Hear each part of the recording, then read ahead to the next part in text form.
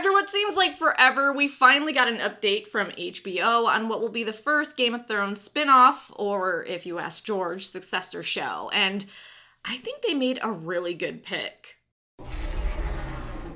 So HBO went with a prequel, which isn't surprising. Although there could be a lot of fun nods and winks if they did a show set in the future or much later after Game of Thrones, it may have been too much as of right now. Though we could get just as many nods and winks with a prequel show, I feel like it lowers expectations of fans to hear about how their favorite house is doing in the future. So in a press release, they talked about the prequel show, which currently doesn't have a title, saying, set thousands of years before the events of Thrones, the project chronicles the world's descent from the golden age of heroes into its darkest hour. Only one thing is for sure. From the horrifying secrets of Westeros' history to the true origin of the White Walkers, the mysteries of the East to the Starks of legend, it's not the story we think we know.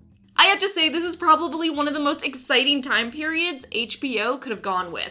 We know the Age of Heroes lasted for thousands of years and saw the rise and fall of a shit ton of kingdoms and also the creation of a bunch of noble houses. The Age of Heroes began after the first men came to Westeros via the now broken Arm of Dorne, went to war with the Children of the Forest, and then made a pact with them to live in peace. It is when such legends as Bran the Builder, legendary founder of House Stark, Lan the Clever, founder of House Lannister, and Garth Greenhand, founder of, well, a lot of people, if you believe the Reach, they're a bunch of exaggerators, were alive. But we're seeing the end of the Age of Heroes, so who knows who we'll see. Interestingly, us book fans were led to believe by Maesters, really George, but let's just pretend, that the Long Night happened after the First Men and Children of the Forest made a peace pact, and that when the Long Night happened, the First Men went searching for the Children of the Forest for help. According to the show, while the Children of the Forest were still at war with the First Men, they created the others, or White Walkers.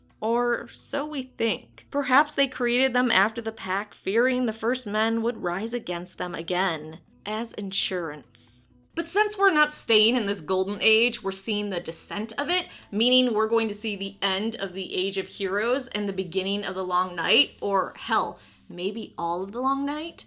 Things are going to get very dark very quickly. For non-book readers, the Long Night was when winter came and lasted a generation.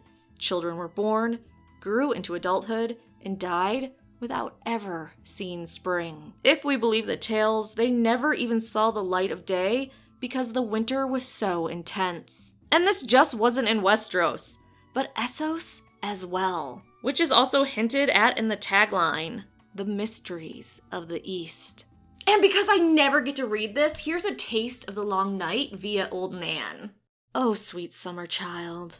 What do you know of fear? Fear is for the winter, my little lord, when the snows fall 100 feet deep and the ice wind comes howling out of the north. Fear is for the long night, when the sun hides its face for years at a time, and little children are born and live and die all in darkness, while the direwolves grow gaunt and hungry.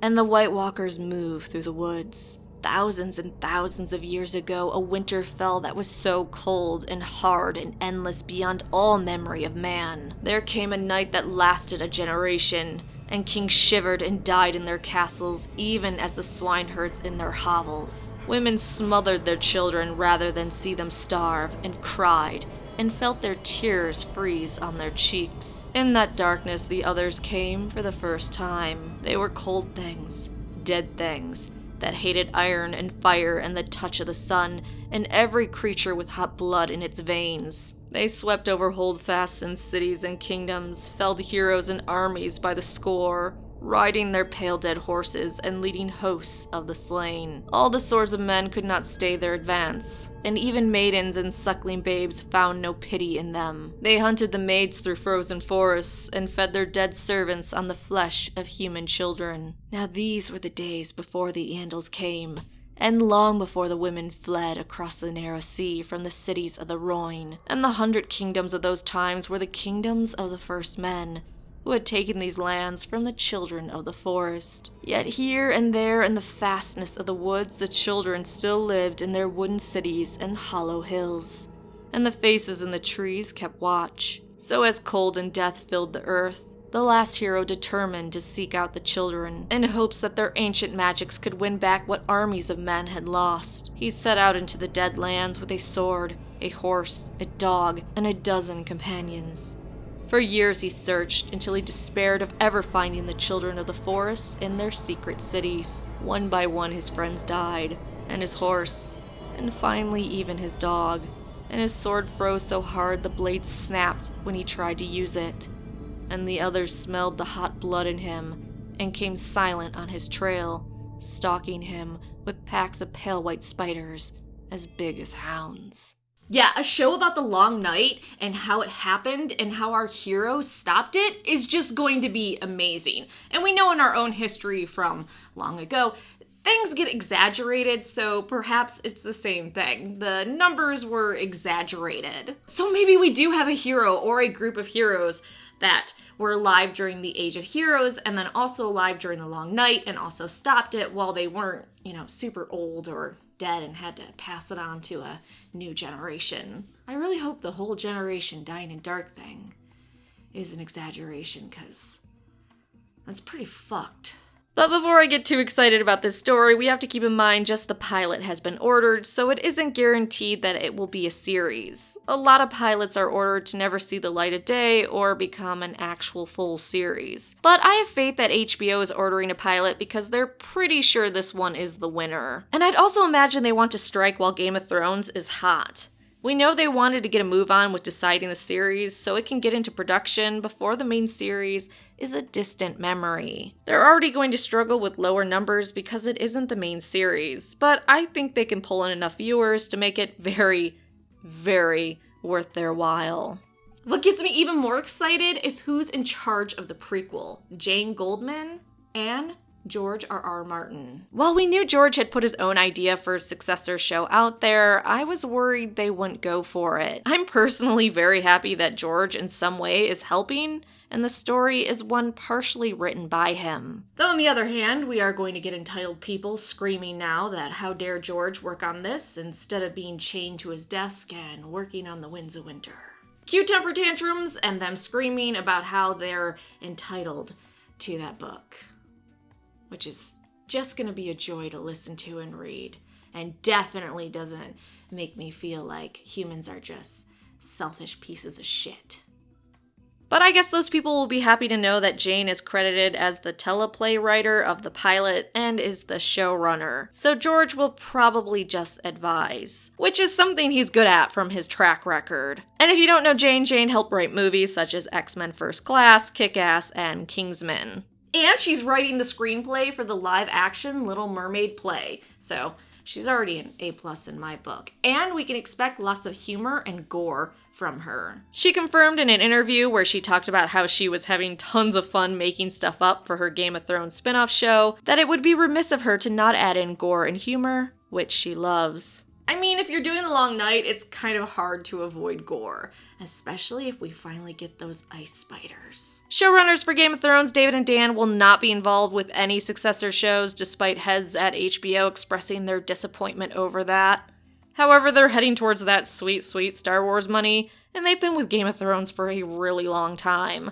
I don't blame them for wanting to step away and try something else. When will this pilot air? The only hint we have is from HBO's programming president, who said any successor show will happen a year after the finale of Thrones, so 2020 at the earliest.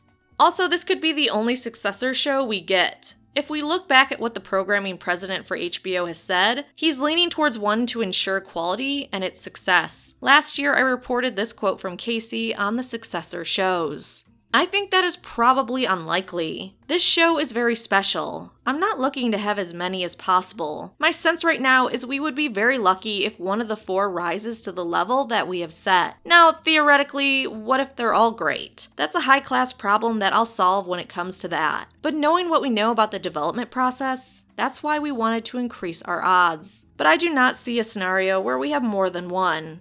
But again, a high-class problem. And while later he did say likely only one, he also said that there could be anywhere between 0 and 5 spin-off shows, so there's always hope. Although I kind of feel like this one is going to be more than enough. So what are your thoughts? Happy about the premise they decided to go with, or not so much?